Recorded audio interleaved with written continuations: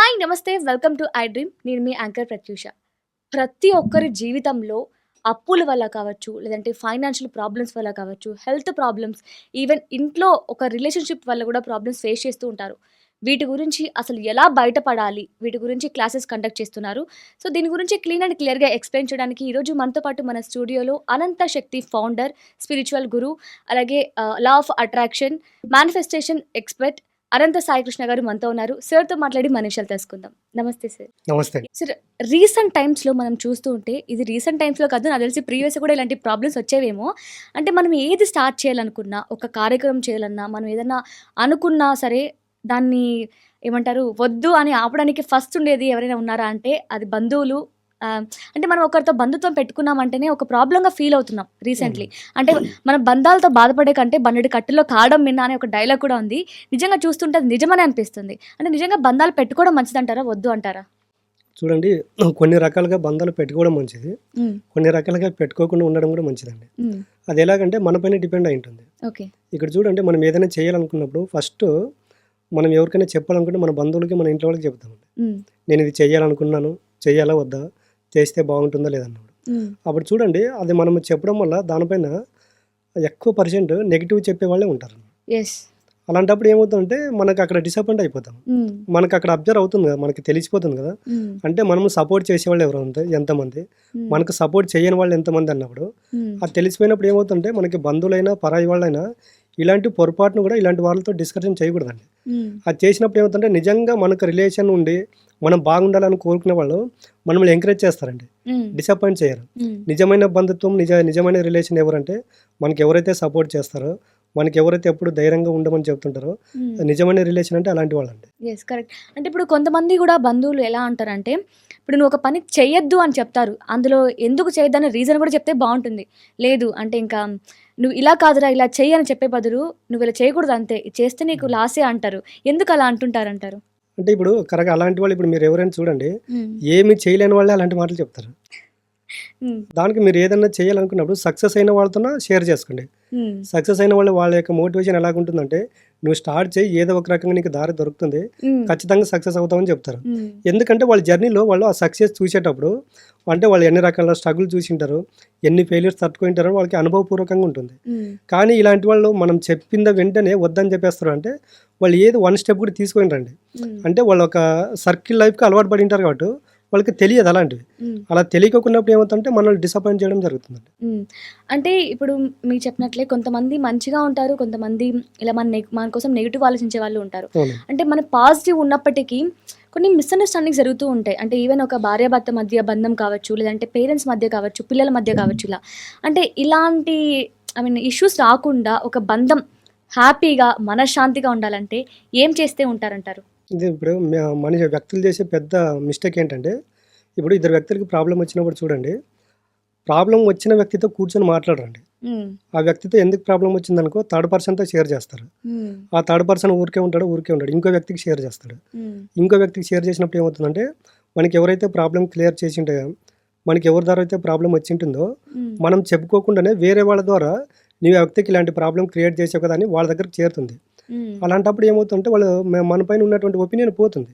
ఇప్పుడు ఒక వ్యక్తి దగ్గర మనకు ప్రాబ్లం క్రియేట్ అయినప్పుడు స్ట్రైట్ వాళ్ళతో కూర్చొని మాట్లాడాలండి. వాళ్ళ దగ్గర కూర్చొని మాట్లాడినప్పుడు ఏమవుతుందంటే అక్కడ 80% ప్రాబ్లం అనేది సాల్వ్ అవుతుంది. మనం ఆ ప్రాబ్లం గురించి, వాళ్ళ యొక్క క్యారెక్టర్ గురించి 10 మందితో డిస్కషన్ చేసినప్పుడు ఏమవుతుందంటే మనకు తెలియకుండానే వాళ్ళకి ఆ విషయం తెలిసినప్పుడు ఏమవుతుందంటే మన పైన ఉన్నటువంటి మంచి ఒపీనియన్ పోతుందండి. ఇప్పుడు ప్రజెంట్ బయట జరిగే సిచ్యువేషన్ ఇలాగే ఉందండి. ఒక ప్రాబ్లం వచ్చింది, ఒక వ్యక్తి ద్వారా వచ్చింది కాబట్టి మీరు అదే వ్యక్తితో కూర్చొని సెటిల్ చేసుకోండి. అప్పుడు ఏమవుతుందంటే మందు పొరపాటు ఉంటే మనము అక్కడ వాళ్ళకి ఎక్స్క్యూజ్ ఇస్తాము, లేదు వాళ్ళ తప్పు ఉందనుకోండి వాళ్ళకి నచ్చి చెప్తాము. అదేమవుతుంటే ఆ సమస్య అనేది అక్కడికి సమసిపోతుందండి. కానీ ఇప్పుడు ముఖ్యంగా ఇప్పుడు ఇంట్లో కావచ్చు, తర్వాత మీరు ఇప్పుడు అడిగారు బంధువుల్లో రిలేషన్లు ఇవన్నీ. బంధువులతో ప్రాబ్లం వస్తే బంధువులతో కూర్చొని మాట్లాడరు. భార్యాభర్తల మధ్యన సమస్య వచ్చిందనుకోండి, అసలు భార్యాభర్త కూర్చొని మాట్లాడుకోరండి. ఆ థర్డ్ పర్సన్తో కూర్చొని మాట్లాడుకున్నప్పుడు ఏమవుతుందంటే మనకు తెలియకుండానే మన యొక్క జీవితాన్ని థర్డ్ పర్సన్ చేతిలో పెట్టేస్తున్నాము. బట్ మనకి అప్పుడు కాదు, మనకి ఎలాగుంటుందంటే ఓదార్పు మాత్రం ఉంటుందండి. మన ప్రాబ్లం చెప్పినప్పుడు ఎవరైనా వింటారు. మనం ఓదార్పు అని మనం కనుక్కుంటాము, బట్ మన వీక్నెస్ అంతా వాళ్ళకి తెలిసిపోతుంది. నెక్స్ట్ మనం వాళ్ళ దగ్గరికి వచ్చిన అంతకు ముందు ఇచ్చినటువంటి ఇంపార్టెంట్ ఇవ్వరు. ప్రతిసారి వీడు సమస్యలు వింటున్నాం ఇదేంది నాకు అనుకుంటారు. ఇప్పుడు అదే సమస్య దానికి ప్రాబ్లమ్ సొల్యూషన్ కూడా అది ఎక్కడైతే క్రియేట్ అయిందో అక్కడే వెళ్ళి కూర్చున్నాం అనుకోండి, మాట్లాడుకున్నామంటే అది ఎలాగుంటే ఆ రిలేషన్ కూడా స్ట్రాంగ్ అవుతుంది. అరే నేను ప్రాబ్లం క్రియేట్ చేసినా కూడా వచ్చి నా దగ్గర కూర్చొని మాట్లాడుతున్నాడు కదా అని అప్పుడు ఇద్దరి మధ్యలో ఒక అండర్స్టాండింగ్ వస్తుంది. ఎక్కడ ప్రాబ్లమో అక్కడే సొల్యూషన్ అంటారు. 100% అండి. ఎక్కడైతే ప్రాబ్లం ఉంటుందో దాన్ని అక్కడే సెటిల్ చేసుకోవాలండి. మనం అందరితో తిరిగినప్పుడు ఏమవుతుందంటే మనకు ప్రాబ్లం అయిన వ్యక్తి దగ్గర 10% ఉందనుకోండి, మనం అందరితో చెప్పినప్పుడు ఏమవుతుంది 100%కి వెళ్ళిపోతుంది. Yes, అంటే ఆల్రెడీ ఆ ఇద్దరి మధ్య బంధాన్ని విడగొట్టాలనుకున్న వారికి 100% అది సపోర్టివ్గానే ఒక పాజిటివ్ వైబ్ లాగా అనిపిస్తుంది కదా. 100% అండి. ఇప్పుడు చూడండి ఎక్కువ ఇలాంటివి భార్యాభర్తల మధ్యలో జరుగుతుంటాయి. మీరు ఇద్దరు ఎప్పుడైనా ఇప్పుడు ఇద్దరు భార్యాభర్తలు కూర్చున్నప్పుడు చూడండి, వాళ్ళకి ప్రాబ్లమ్స్ పీక్ అయినప్పుడు వీళ్ళ పేరెంట్స్ని వాళ్ళ పేరెంట్స్ని కూర్చోబెట్టినప్పుడు అప్పుడు ఇద్దరు మాట్లాడే సమాధానం ఏంటంటే, ఏదైనా ప్రాబ్లం వస్తే నాతో చెప్పాలి కానీ 10 మందితో చెప్తే నాకు ఎలా తెలుస్తుందని భార్య అంటుంది. ఇదే విషయం భర్త అంటాడు. అంటే వీరిద్దరు అక్కడ కూర్చొని మాట్లాడుకున్నారు అనుకోండి, ఈరోజు ఆ ప్రాబ్లం వాళ్ళ 10 మంది దగ్గరికి వెళ్ళదు కదా. బయట ఇలాంటివి జరుగుతున్నాయండి. కాబట్టి ఎక్కడ ప్రాబ్లం వచ్చిందనుకోండి అక్కడే కూర్చొని మాట్లాడుకుంటే అసలు సమస్య అనేది ఉండదండి. ఓకే, ఇది ఓన్లీ భార్య భర్తని కాదు అన్ని బంధాలకి వర్తిస్తుంది కదా. అన్ని బంధాలు ఇప్పుడు చూడండి, ఒక మనిషి దగ్గర మనకి ఏదైనా ప్రాబ్లం వచ్చిందనుకోండి అక్కడ వెళ్ళి మనము ఒక 10% మనం డౌన్ చేసుకోవడం అక్కడ ఒరిగేది ఏమి ఉండదండి. మనకి మంచి జరుగుతున్నప్పుడు మనము 50% బెండ్ అనే ఇబ్బంది ఏముందండి.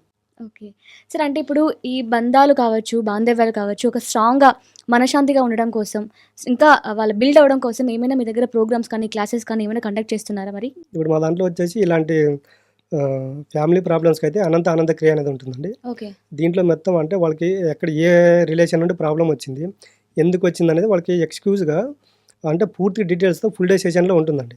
అంటే ఈ ప్రాబ్లం వచ్చి ఎన్ని రోజులు అయింది, ఇంతకుముందు ఎందుకు లేదనేది వాళ్ళ దగ్గర అంటే వాళ్ళకి ఇంటరాక్ట్ అయ్యి చెప్పడం జరుగుతుందండి. దీంట్లో మెయిన్గా మనకు ఆనంద క్రియలో శ్వేత ధ్యాన క్రియ అనేది ఒకటి ఉంటుందండి. ఈ క్రియ చేయడం వల్ల, ఈ హీలింగ్ ప్రాసెస్ చేయడం వల్ల అక్కడ వాళ్ళు నిజంగానే రియలైజ్ అవుతారండి. Okay nice sir. సో మీ ఇంట్లో కూడా ఇలాంటి ప్రాబ్లమ్స్, మీరు కూడా మీ బంధువులతో ఇలాంటి ప్రాబ్లమ్స్తో ఫేస్ చేస్తూ ఇబ్బంది పడుతూ ఉంటే, లేదు మీ భార్య భర్తల మధ్య బంధుత్వం కావచ్చు, లేదంటే ఫ్రెండ్షిప్ కావచ్చు, పేరెంట్స్తో ఏమైనా ప్రాబ్లమ్స్ ఉన్నా సరే ఇలాంటివి అన్నీ వదిలేసి ప్రశాంతంగా మనశ్శాంతిగా మనం బంధువులతో ఉండడం కోసం మంచి క్లాసెస్ అయితే కండక్ట్ చేస్తున్నారు సార్ వాళ్ళు. సో ఈ క్లాస్లో అటెండ్ అవ్వాలన్నా, క్లాసెస్ వినాలి అన్నా, లేదు ఎలాంటి ప్రాబ్లం అయినా ఫైనాన్షియల్గా కావచ్చు, హెల్త్గా కావచ్చు, ఎలాంటి ప్రాబ్లమ్స్ ఉన్నా మాట్లాడాలి అనుకుంటే స్క్రీన్ మీద కనిపిస్తున్న నెంబర్కి కాంటాక్ట్ అవ్వండి. And for more videos, Please subscribe to iDream. Please subscribe to iDream. Please subscribe iDream. And please subscribe to iDream. For more videos, subscribe to iDream. please like, share and subscribe to the channel. Congratulations, iDream. Subscribe to iDream. Subscribe to iDream. So subscribe to iDream Media. iDream team అందరికి huge congratulations. Please subscribe iDream Media. Please subscribe to iDream. Subscribe iDream. Please subscribe to iDream. iDream అంటే నా కళల channel subscribe చేసుకున్న నోరు తిరుగుతలేదు, మీరైతే గంట గుర్తు కొట్టండి. For more such videos, please subscribe to iDream. Subscribe to iDream. Please subscribe to iDream. Please subscribe iDream Media. Please do subscribe to iDream. Please subscribe to iDream Media. For best entertainment and information, please subscribe iDream. And don't forget to subscribe to iDream.